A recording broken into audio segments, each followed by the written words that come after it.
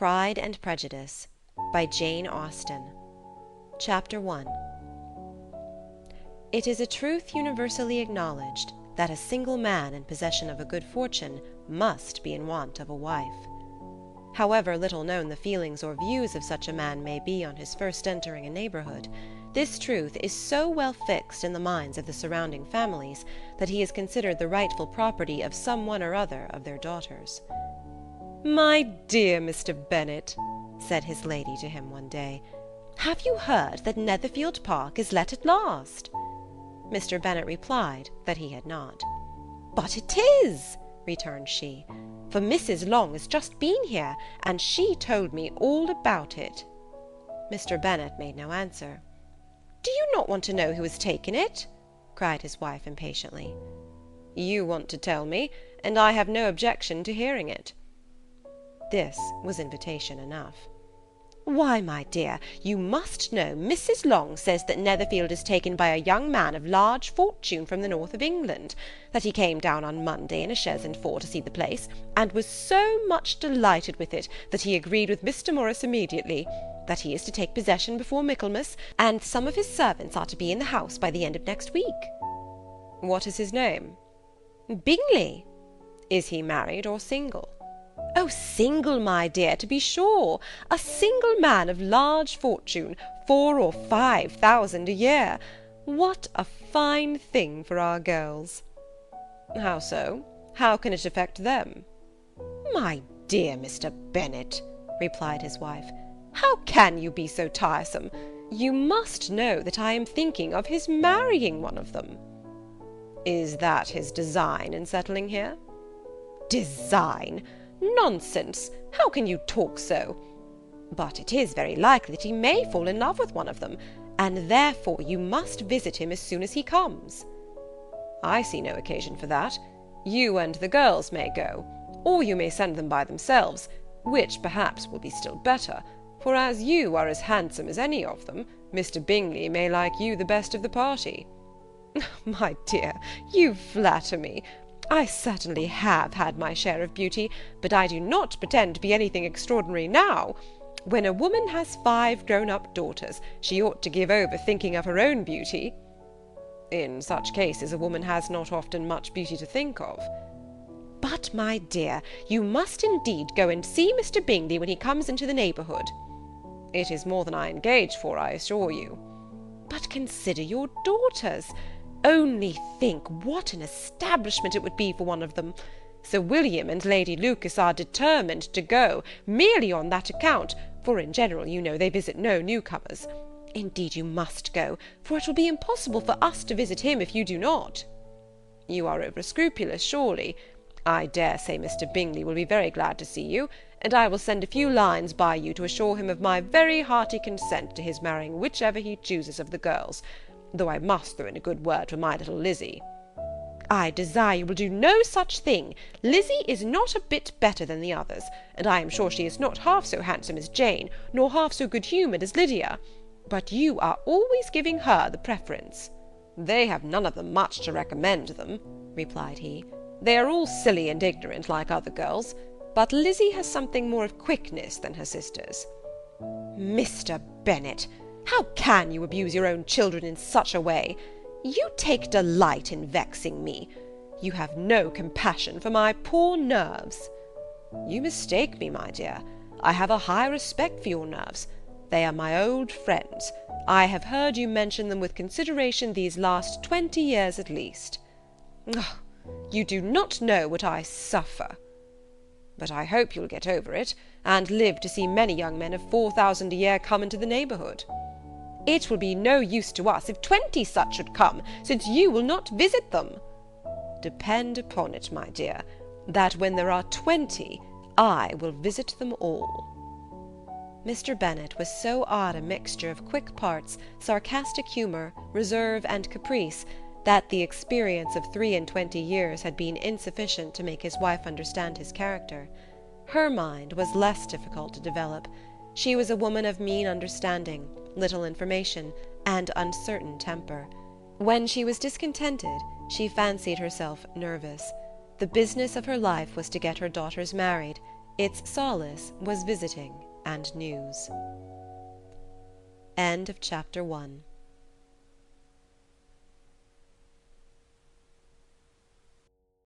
Pride and Prejudice by Jane Austen. Chapter 2. Mr. Bennet was among the earliest of those who waited on Mr. Bingley. He had always intended to visit him, though to the last always assuring his wife that he should not go. Until the evening after the visit was paid, she had no knowledge of it. It was then disclosed in the following manner. Observing his second daughter employed in trimming a hat, he suddenly addressed her with, "I hope Mr. Bingley will like it, Lizzie." "We are not in a way to know what Mr. Bingley likes," said her mother resentfully, "since we are not to visit." "But you forget, mamma," said Elizabeth, "that we shall meet him at the assemblies, and that Mrs. Long promised to introduce him." "I do not believe Mrs. Long will do any such thing. She has 2 nieces of her own. She is a selfish, hypocritical woman, and I have no opinion of her." "No more have I," said Mr. Bennet, "and I am glad to find that you do not depend upon her serving you." Mrs. Bennet deigned not to make any reply, but, unable to contain herself, began scolding one of her daughters. "Don't keep coughing so, Kitty, for heaven's sake! Have a little compassion on my nerves. You tear them to pieces." "Kitty has no discretion in her coughs," said her father. "She times them ill." "I do not cough for my own amusement," replied Kitty fretfully. "When is your next ball to be, Lizzie?" "To-morrow fortnight." "Ay, so it is," cried her mother, "and Mrs. Long does not come back till the day before, so it will be impossible for her to introduce him, for she will not know him herself." "Then, my dear, you may have the advantage of your friend, and introduce Mr. Bingley to her." "Impossible, Mr. Bennet, impossible, when I am not acquainted with him myself. How can you be so teasing?" "I honour your circumspection.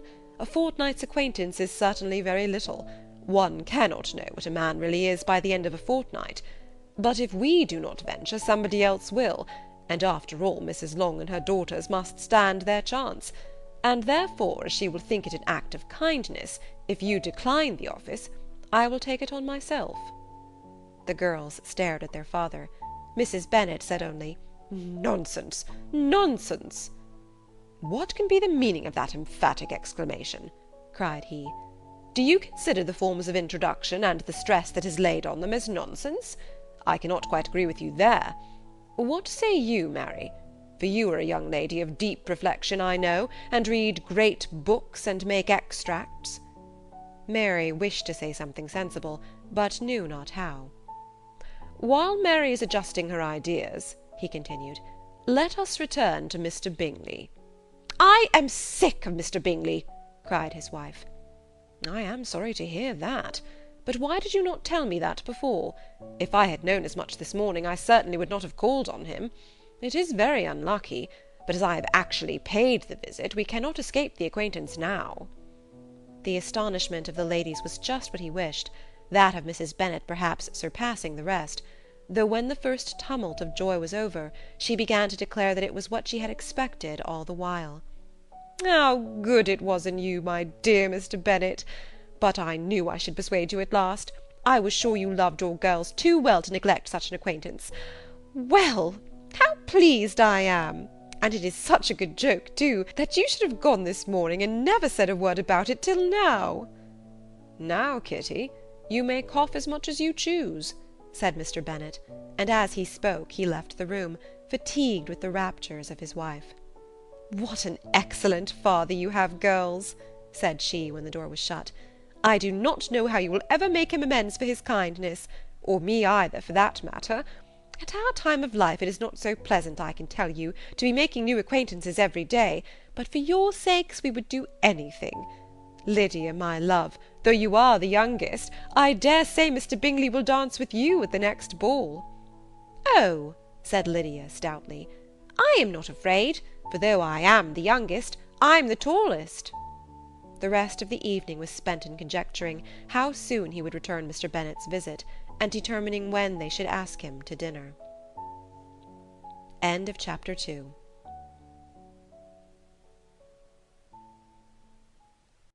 Pride and Prejudice by Jane Austen. Chapter 3. Not all that Mrs. Bennett, however, with the assistance of her 5 daughters, could ask on the subject, was sufficient to draw from her husband any satisfactory description of Mr. Bingley. They attacked him in various ways, with barefaced questions, ingenious suppositions, and distant surmises; but he eluded the skill of them all, and they were at last obliged to accept the second-hand intelligence of their neighbour, Lady Lucas. Her report was highly favourable. Sir William had been delighted with him. He was quite young, wonderfully handsome, extremely agreeable, and, to crown the whole, he meant to be at the next assembly with a large party. Nothing could be more delightful. To be fond of dancing was a certain step towards falling in love, and very lively hopes of Mr. Bingley's heart were entertained. "If I can but see one of my daughters happily settled at Netherfield," said Mrs. Bennet to her husband, "and all the others equally well married, I shall have nothing to wish for." In a few days Mr. Bingley returned Mr. Bennet's visit, and sat about 10 minutes with him in his library. He had entertained hopes of being admitted to a sight of the young ladies, of whose beauty he had heard much, but he saw only the father. The ladies were somewhat more fortunate, for they had the advantage of ascertaining from an upper window that he wore a blue coat and rode a black horse. An invitation to dinner was soon afterwards dispatched, and already had Mrs. Bennet planned the courses that were to do credit to her housekeeping, when an answer arrived which deferred it all. Mr. Bingley was obliged to be in town the following day, and consequently unable to accept the honour of their invitation, etc. Mrs. Bennet was quite disconcerted. She could not imagine what business he could have in town so soon after his arrival in Hertfordshire, and she began to fear that he might be always flying about from one place to another, and never settled at Netherfield as he ought to be. Lady Lucas quieted her fears a little by starting the idea of his being gone to London only to get a large party for the ball, and a report soon followed that Mr. Bingley was to bring 12 ladies and 7 gentlemen with him to the assembly. The girls grieved over such a number of ladies, but were comforted the day before the ball by hearing that instead of 12 he brought only 6 with him from London, his 5 sisters and a cousin. And when the party entered the assembly room it consisted of only 5 altogether: Mr. Bingley, his 2 sisters, the husband of the eldest, and another young man. Mr. Bingley was good-looking and gentlemanlike. He had a pleasant countenance, and easy, unaffected manners. His sisters were fine women, with an air of decided fashion.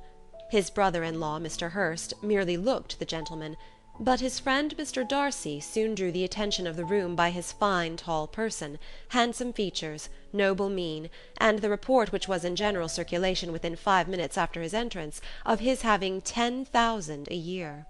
The gentlemen pronounced him to be a fine figure of a man. The ladies declared he was much handsomer than Mr. Bingley, and he was looked at with great admiration for about half the evening, till his manners gave a disgust which turned the tide of his popularity, for he was discovered to be proud, to be above his company, and above being pleased, and not all his large estate in Derbyshire could then save him from having a most forbidding, disagreeable countenance, and being unworthy to be compared with his friend. Mr. Bingley had soon made himself acquainted with all the principal people in the room. He was lively and unreserved, danced every dance, was angry that the ball closed so early, and talked of giving one himself at Netherfield.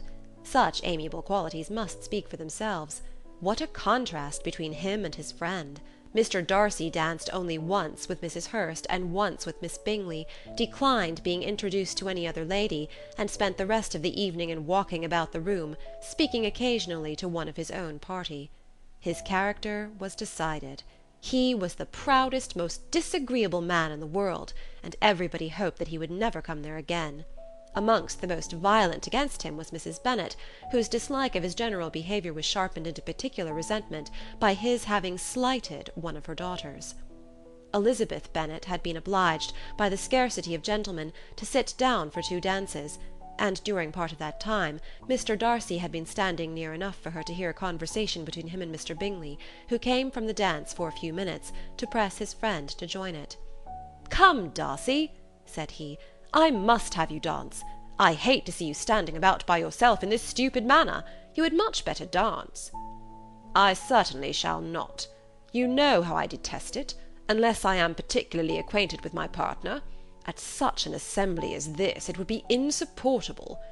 Your sisters are engaged, and there is not another woman in the room whom it would not be a punishment to me to stand up with." "I would not be so fastidious as you are," cried Mr. Bingley, "for a kingdom. Upon my honour, I never met with so many pleasant girls in my life as I have this evening, and there are several of them, you see, uncommonly pretty." "You are dancing with the only handsome girl in the room," said Mr. Darcy, looking at the eldest Miss Bennet. "Oh, she is the most beautiful creature I ever beheld. But there is one of her sisters sitting down just behind you, who is very pretty, and I dare say very agreeable. Do let me ask my partner to introduce you." "Which do you mean?" And turning round, he looked for a moment at Elizabeth, till catching her eye, he withdrew his own, and coldly said, "She is tolerable, but not handsome enough to tempt me. I am in no humour at present to give consequence to young ladies who are slighted by other men. You had better return to your partner, and enjoy her smiles, for you are wasting your time with me." Mr. Bingley followed his advice. Mr. Darcy walked off, and Elizabeth remained with no very cordial feelings towards him. She told the story, however, with great spirit among her friends, for she had a lively, playful disposition, which delighted in anything ridiculous. The evening altogether passed off pleasantly to the whole family. Mrs. Bennet had seen her eldest daughter much admired by the Netherfield party. Mr. Bingley had danced with her twice, and she had been distinguished by his sisters. Jane was as much gratified by this as her mother could be, though in a quieter way. Elizabeth felt Jane's pleasure.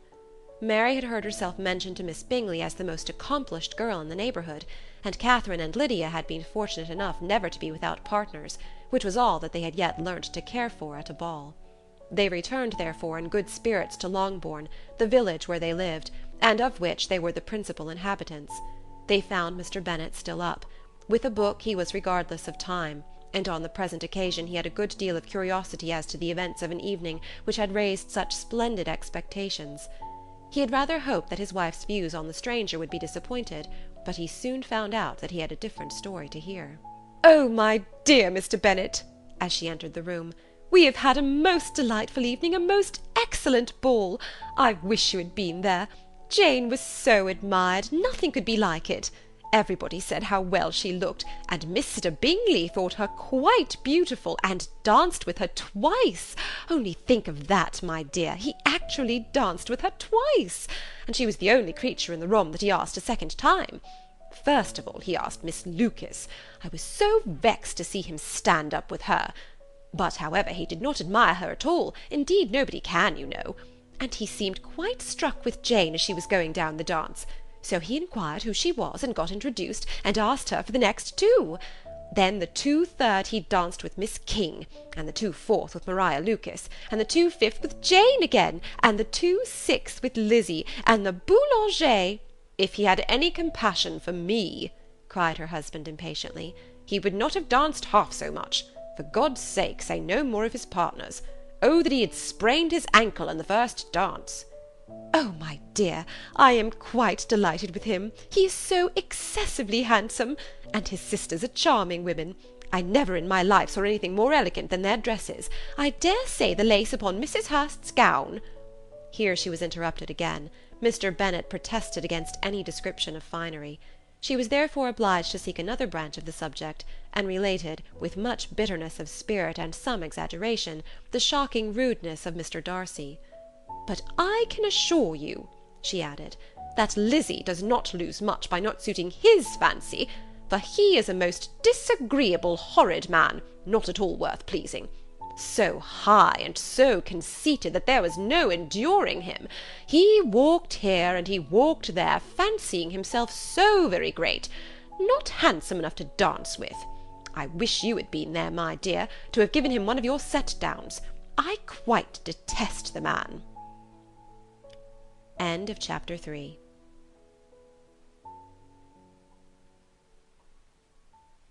Pride and Prejudice by Jane Austen. Chapter 4. When Jane and Elizabeth were alone, the former, who had been cautious in her praise of Mr. Bingley before, expressed to her sister just how very much she admired him. "He is just what a young man ought to be," said she. sensible, good-humoured, lively, and I never saw such happy manners, so much ease, with such perfect good breeding." "He is also handsome," replied Elizabeth, "which a young man ought likewise to be if he possibly can. His character is thereby complete." "I was very much flattered by his asking me to dance a second time. I did not expect such a compliment." "Did not you? I did for you. But that is one great difference between us. Compliments always take you by surprise, and me never. What could be more natural than his asking you again? He could not help seeing that you were about 5 times as pretty as every other woman in the room. No thanks to his gallantry for that. Well, he certainly is very agreeable, and I give you leave to like him. You've liked many a stupider person." "Dear Lizzy!" "Oh, you are a great deal too apt, you know, to like people in general. You never see a fault with anybody. All the world are good and agreeable in your eyes. I never heard you speak ill of a human being in your life." "I would not wish to be hasty in censuring any one, but I always speak what I think." "I know you do, and it is that which makes the wonder. With your good sense, to be so honestly blind to the follies and nonsense of others. Affectation of candour is common enough, one meets with it everywhere. But to be candid, without ostentation or design, to take the good of everybody's character and make it still better, and to say nothing of the bad, belongs to you alone. And so you like this man's sisters too, do you? Their manners are not equal to his." "Certainly not, at first, but they are very pleasing women when you converse with them. Miss Bingley is to live with her brother, and keep his house, and I am much mistaken if we shall not find a very charming neighbour in her." Elizabeth listened in silence, but was not convinced. Their behaviour at the assembly had not been calculated to please in general, and with more quickness of observation, and less pliancy of temper than her sister, and with a judgment too unassailed by any attention to herself, she was very little disposed to approve them. They were in fact very fine ladies, not deficient in good humour when they were pleased, nor in the power of making themselves agreeable when they chose it, but proud and conceited. They were rather handsome, had been educated in one of the first private seminaries in town, had a fortune of £20,000, were in the habit of spending more than they ought, and of associating with people of rank, and were therefore in every respect entitled to think well of themselves, and meanly of others. They were of a respectable family in the north of England, a circumstance more deeply impressed on their memories than that their brother's fortune and their own had been acquired by trade. Mr. Bingley inherited property to the amount of nearly £100,000 from his father, who had intended to purchase an estate, but did not live to do it.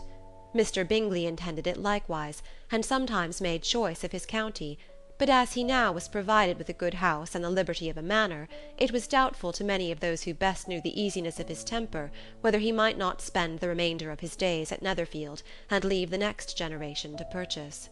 His sisters were anxious for his having an estate of his own, but though he was now only established as a tenant, Miss Bingley was by no means unwilling to preside at his table, nor was Mrs. Hurst, who had married a man of more fashion than fortune, less disposed to consider his house as her home when it suited her. Mr. Bingley had not been of age 2 years, when he was tempted by an accidental recommendation to look at Netherfield House. He did look at it, and into it for half an hour, was pleased with the situation and the principal rooms, satisfied with what the owner said in its praise, and took it immediately. Between him and Darcy there was a very steady friendship, in spite of great opposition of character. Bingley was endeared to Darcy by the easiness, openness, and ductility of his temper, though no disposition could offer a greater contrast to his own, and though with his own he never appeared dissatisfied. On the strength of Darcy's regard, Bingley had the firmest reliance, and of his judgment the highest opinion. In understanding, Darcy was the superior. Bingley was by no means deficient, but Darcy was clever. He was at the same time haughty, reserved, and fastidious, and his manners, though well bred, were not inviting. In that respect his friend had greatly the advantage. Bingley was sure of being liked wherever he appeared. Darcy was continually giving offence. The manner in which they spoke of the Meryton assembly was sufficiently characteristic. Bingley had never met with more pleasant people or prettier girls in his life. Everybody had been most kind and attentive to him. There had been no formality, no stiffness. He had soon felt acquainted with all the room, and as to Miss Bennet, he could not conceive an angel more beautiful. Darcy, on the contrary, had seen a collection of people in whom there was little beauty and no fashion, for none of whom he had felt the smallest interest, and from none received either attention or pleasure. Miss Bennet he acknowledged to be pretty, but she smiled too much. Mrs. Hurst and her sister allowed it to be so, but still they admired her and liked her, and pronounced her to be a sweet girl, and one whom they would not object to know more of. Miss Bennet was therefore established as a sweet girl, and their brother felt authorized by such commendation to think of her as he chose. End of chapter 4.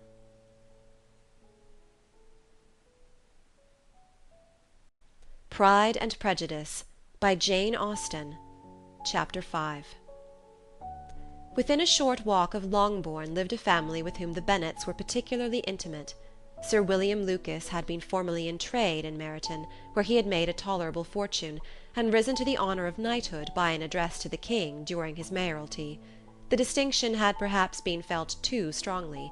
It had given him a disgust to his business, and to his residence in a small market town, and in quitting them both he had removed with his family to a house about a mile from Meryton, denominated from that period Lucas Lodge, where he could think with pleasure of his own importance, and, unshackled by business, occupy himself solely in being civil to all the world. For, though elated by his rank, it did not render him supercilious. On the contrary, he was all attention to everybody. By nature inoffensive, friendly, and obliging, his presentation at St. James's had made him courteous. Lady Lucas was a very good kind of woman, not too clever to be a valuable neighbour to Mrs. Bennet. They had several children. The eldest of them, a sensible, intelligent young woman about 27, was Elizabeth's intimate friend. That the Miss Lucases and the Miss Bennet should meet to talk over a ball was absolutely necessary, and the morning after the assembly brought the former to Longbourn to hear and to communicate. "You began the evening well, Charlotte," said Mrs. Bennet with civil self-command to Miss Lucas. "You were Mr. Bingley's first choice." "Yes, but he seemed to like his second better." "Oh, you mean Jane, I suppose, because he danced with her twice. To be sure that it did seem as if he admired her. Indeed, I rather believe he did. I heard something about it, but I hardly know what. Something about Mr. Robinson."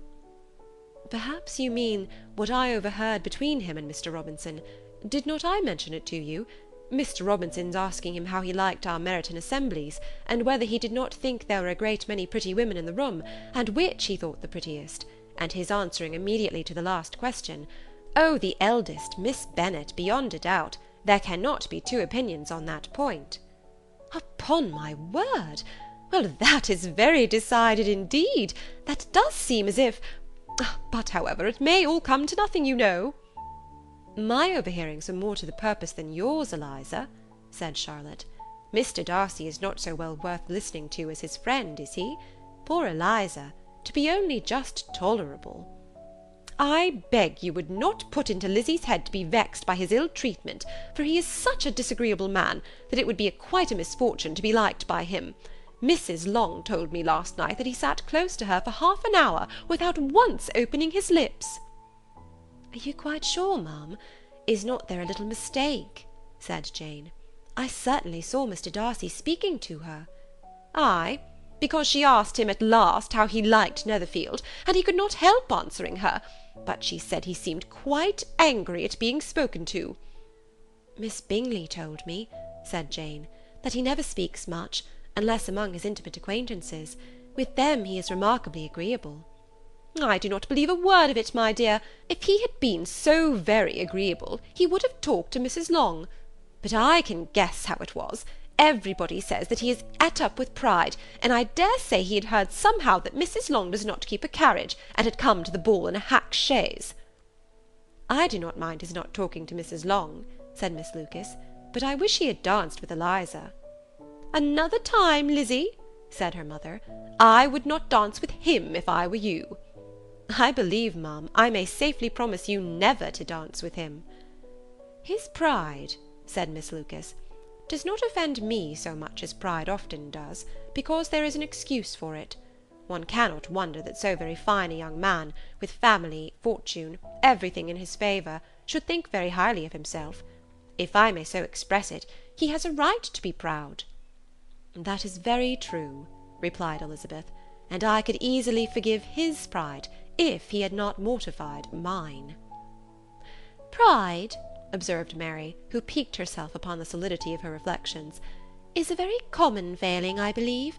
By all that I have ever read, I am convinced that it is very common indeed, that human nature is particularly prone to it, and that there are very few of us who do not cherish a feeling of self-complacency on the score of some quality or other, real or imaginary. Vanity and pride are different things, though the words are often used synonymously. A person may be proud without being vain. Pride relates more to our opinion of ourselves, vanity to what we would have others think of us." "If I were as rich as Mr. Darcy," cried a young Lucas, who came with his sisters, "I should not care how proud I was. I would keep a pack of foxhounds, and drink a bottle of wine a day." "Then you would drink a great deal more than you ought," said Mrs. Bennet, "and if I were to see you at it, I should take away your bottle directly." The boy protested that she should not. She continued to declare that she would, and the argument ended only with the visit. End of chapter 5.